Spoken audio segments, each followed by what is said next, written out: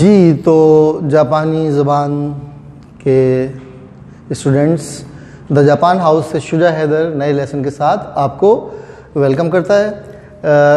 हमने 10 लाइंस मज़ीद की थी ऊ पे ख़त्म होने वाले वर्ब्स की, फिर कू पे ख़त्म होने वाले वर्ब्स की। अब हम 10 लाइंस मज़ीद करेंगे सू पे ख़त्म होने वाले वर्ब्स की। तो इस तरीके से टोटल आपके पास 20 लाइंस हो जाएंगी। इन लाइंस को आप समझ लें पूरी ग्रामर है, ये मैं आपको 30 तक या 32 तक कराऊंगा। ये जितने अगर जिस वक्त आप ये पूरी लाइंस कंप्लीट हो जाएंगी और इसको आप अच्छी तरीके से प्रैक्टिस कर लेंगे तो आप समझ लें कि 70-80% आपकी ग्रामर जो है वो आपके कंट्रोल में आ जाएगी। तो ये बहुत यूज़फुल लेसन्स हैं, इनको बार बार सुनिए, इनको समझिए, इनके फार्मूले ज़हन में बिठाइए और कोई सवाल हो तो आप मुझसे पूछ सकते हैं। मैसेंजर पे, व्हाट्सएप पे कॉल करके, मैसेज करके किसी तरीके से भी आप रब्ता कर सकते हैं। अच्छा जी, सू पे ख़त्म होने वाले वर्ब हम आज कर रहे हैं। लेसन नंबर 17 की कंटिन्यूएशन है ये। सू पे ख़त्म होने वाले वर्ब हमने आप हमारे पिछले लेक्चर्स देखिए, लेसन नंबर 17 की कंटिन्यूएशन है ये। तो अगर आपने सू पे ख़त्म होने वाले वर्ब्स नहीं किए हैं तो लेसन नंबर 17 पे जाइए, उसकी सारी फॉर्म्स कीजिए। हमने शायद 13-14 लाइंस की थी, लेकिन हमें क्योंकि तरतीब एक जैसी रखनी है तो आज हम दोबारा जो है वो लेसन उसकी आप 10 लाइंस तक जो है उसको फॉलो करेंगे। उसके बाद फिर 11th लाइन से हम तरतीब हो सकता है आगे पीछे हो गई हो तो हम उस तरतीब से नई तरतीब से चलेंगे। तो चलिए हम करते हैं हानासू। हानासू का ही हमने किया था शायद लेसन नंबर 17 में। तो हानासू की लाइन नंबर 11 क्या हो जाएगी? बोलना चाहता हूँ, बात करना चाहता हूँ। ठीक है, बात करना चाहता हूँ। अच्छा जी, इसको हम कैसे बनाते हैं? हमने पिछले लेसन्स में किया था ऊ पे ख़त्म होने वाले और कू पे ख़त्म होने वाले वर्ब्स में हमने फॉर्मूला इसका बनाया था कि हम क्या करते हैं, हानासू की मस फॉर्म बनाते हैं। हानासू की मस फॉर्म क्या हो जाएगी? हानाशिमस, और शिमस में से मस ड्रॉप करते हैं हम और ताइदिस लगा देते हैं। ठीक है, हानाशी ताइदिस, बात करना चाहता हूं, बात नहीं करना चाहता, बात नहीं करना चाहता। क्या हो जाएगा? अब हमने क्या पढ़ा था? हानाशी ताई से ताई दिस जो है बिल्कुल हम उसको ताई को ई एडजेक्टिव की तरह बिहेव करते हैं कि ताई का ई हटा के कु नाई दिस लगा देते हैं। हानाशी ताकु नाई दिस, या मस फॉर्म में बनाना है तो हानाशी ताकु अरिमासेन, हानाशी ताकु अरिमासेन, बात नहीं करना चाहता। राइट। अच्छा जी, लाइन नंबर 13 पे आते हैं। बात करना चाहता था, बात करना चाहता था। ठीक है, ये हमने पिछले लेसन में किया हुआ है। हानाशी ताई का जैसे हम ई एडजेक्टिव का तकाई का तका कत्ता हो जाता था, नगाई का नगा कत्ता हो जाता था, ओमोई ई एडजेक्टिव जो थे उनका हम ई हटा के कत्ता लगा देते थे।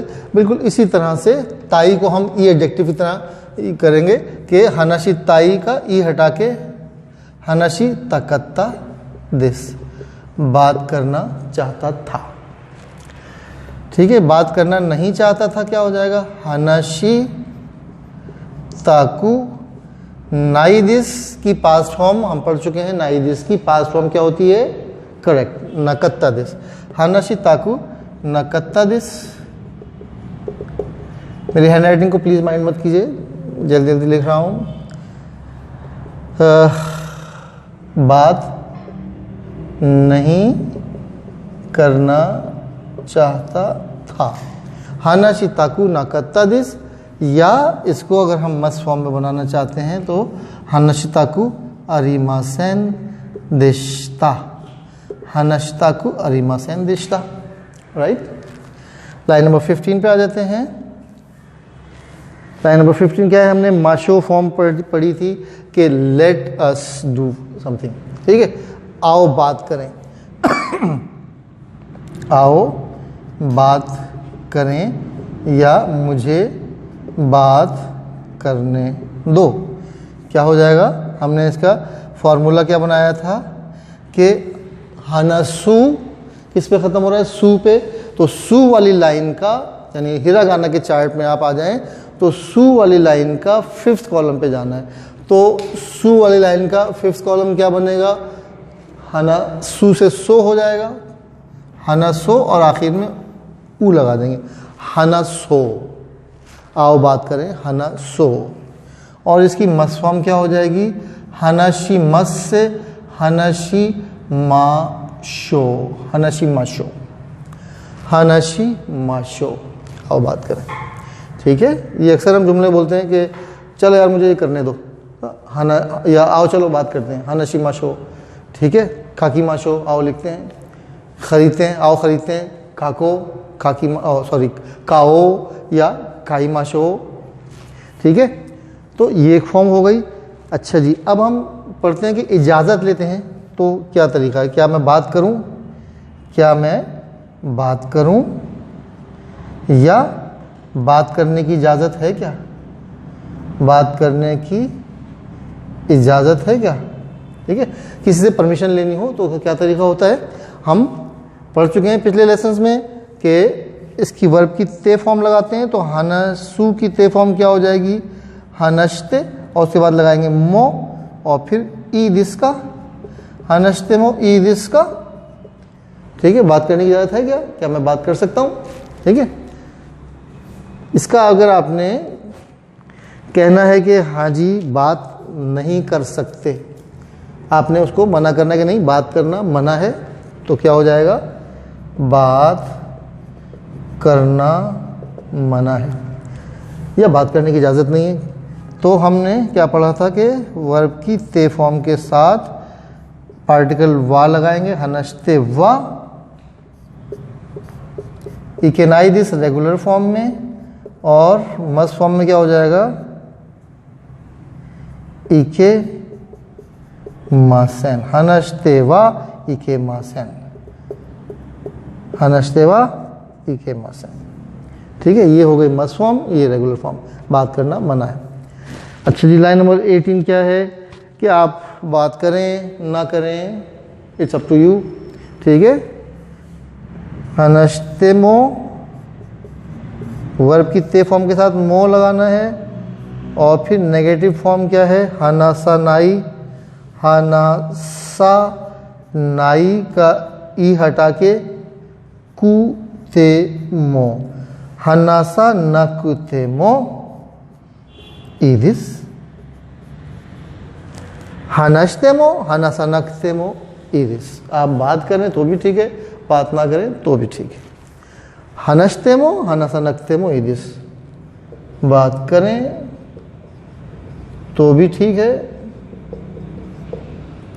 बात ना करें तो भी ठीक है। अगर किसी को ये राइटिंग समझ में नहीं आ रही तो वो जो मैं बोल रहा हूँ उसको लिख ले, बात करें तो भी ठीक है, बात ना करें तो भी ठीक है, ऐसा कुछ लिखा हुआ है यहाँ पे, ठीक है। अच्छा जी, लाइन नंबर 19 में चलते हैं।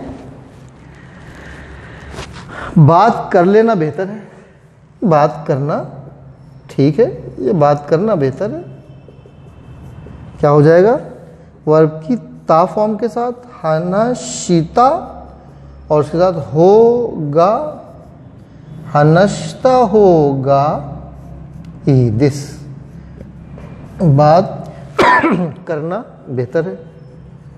अच्छा, आपने कहना जी बात ना करें तो बेहतर है, यानी बात ना करना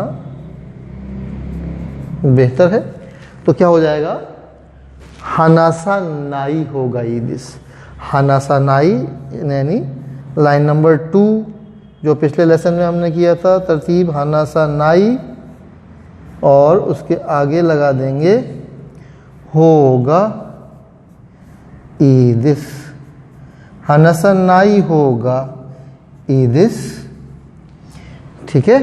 बात ना करना बेहतर है। तो इस तरह हमने सू पे ख़त्म होने वाले वर्ब्स का पैटर्न समझा। आप इसको बार बार प्रैक्टिस करें, बार बार इसको समझें, वीडियो को बार बार देखें, और सू पे ख़त्म होने वाले जितने वर्ब्स हैं उन सब की ये मज़ीद 10 लाइनें या टोटल 20 लाइंस जो है वो आप इसकी फॉर्म्स बनाइए। ना समझ में आए तो आप मुझसे कांटेक्ट कर सकते हैं, मुझसे मैसेज कर सकते हैं। व्हाट्सएप नंबर मेरा मौजूद है और मैसेंजर पे भी आप मुझे कॉल कर सकते हैं। तो आप कोई भी सवाल हो आप मुझसे पूछ सकते हैं। देखिए, ये अगर ये सारी फॉर्म्स कर लेते हैं आप, तो आप एक ऐसी जगह पहुंच जाते हैं। जापानी ज़ुबान सीखने का तरीका ये है कि आप ये समझ लें मुश्किलात के लेवल हैं, ठीक है, और ये टाइम पीरियड है,